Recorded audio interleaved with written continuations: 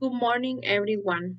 Today I'm going to talk about the pyrolysis of glyphosate and its toxic product. First, what is glyphosate? It is the most commonly used herbicide in the world, first marketed in 1974 under the brand name Roundup, and it has been described as a virtually ideal herbicide. It is the active ingredient in products like Roundup, Rodeo, and Pound Master. Many farmers use it during food production for fruits and vegetable crops, among others. Its chemical composition it is shown here, and it is an organophosphorus compound, specifically a phosphonate.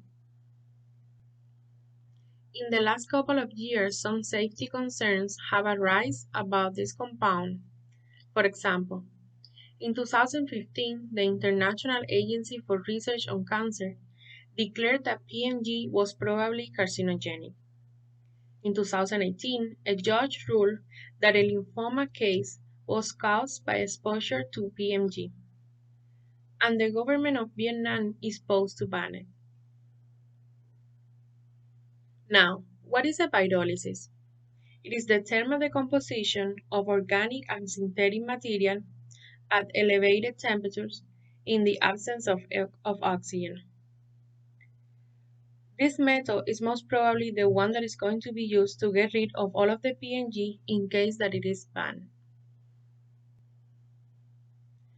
Will the pyrolysis of glyphosate produce toxic products? To answer this question, it was brought to our attention that glyphosate belongs to the class of organophosphate compounds, which are known to produce highly toxic products upon thermal decomposition. Also, PNG is known to metabolize in soils to aminomethylphosphonic acid and sarcosine. Now, these products and other toxins are likely products of the pyrolysis of the PMG. In the absence of experimental data, a detailed theoretical analysis of the mechanism of thermal decomposition of PNG was done. The main components to this computational methodology are as follows. Quantochemical calculations were done using Gaussian O9 suite.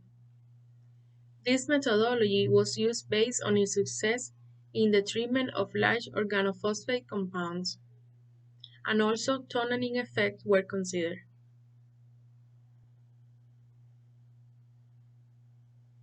As part of this methodology, the following reactions were studied. As you can see on the left side, PNG in the presence of HOPO2 forms SAR. On the right, with a rotamer mechanism, MAPN is produced. And finally, in the presence of CO2 and HOPO2, DMA is formed. All of the above mentioned products are of harm for human health.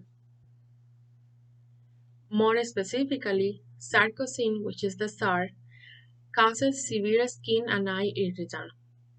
Aziridine causes acute toxicity and probably it is carcinogenic. For monotriol, it is a well-known toxic and carcinogenic. And AMPA, causes acute oral and dermal toxicity. Lastly, I am going to leave you with a short video about the possibility of glyphosate causing cancer. The main speaker is Kerr Strafe, a senior scientist with the International Agency for Research on Cancer. Our evaluation was a review of all the published scientific literature on glyphosate, and this was done by the world's best experts on the topic that in addition don't have any conflicts of interest that could bias their assessment. And they concluded, yes, glyphosate is probably carcinogenic to humans based on 3 strings of evidence.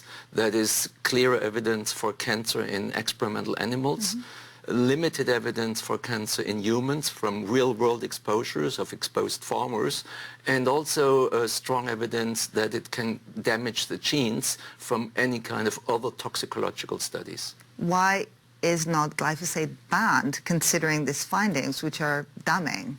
this is really an independent review of all the published literature that then leads to a classification of what we know about the substance, and particularly its cancer-causing effects.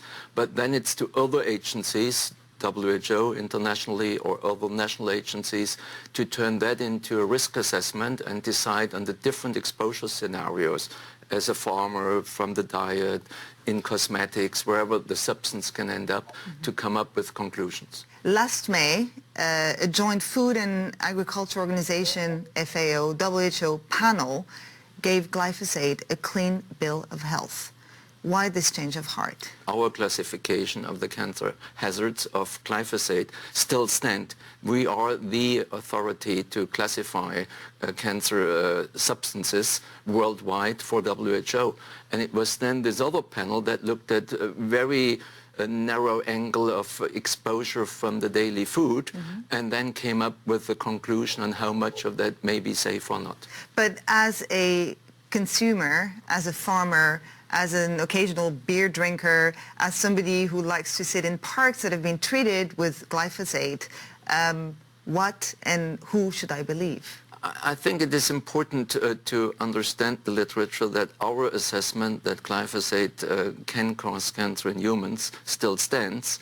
And then you have to look at the other assessments for the specific scenarios, and that is not my authority to comment on these other evaluations. There are credible reports that emerged after this joint FAO-WHO panel back in May that some of the scientists had received payoffs by Monsanto, which is the #1 producer of glyphosate. I mean, is it, as a scientist, are you disturbed by this kind of reports? It is an important topic that needs important scrutiny, yes. Thank you, and please let me know if you have any questions.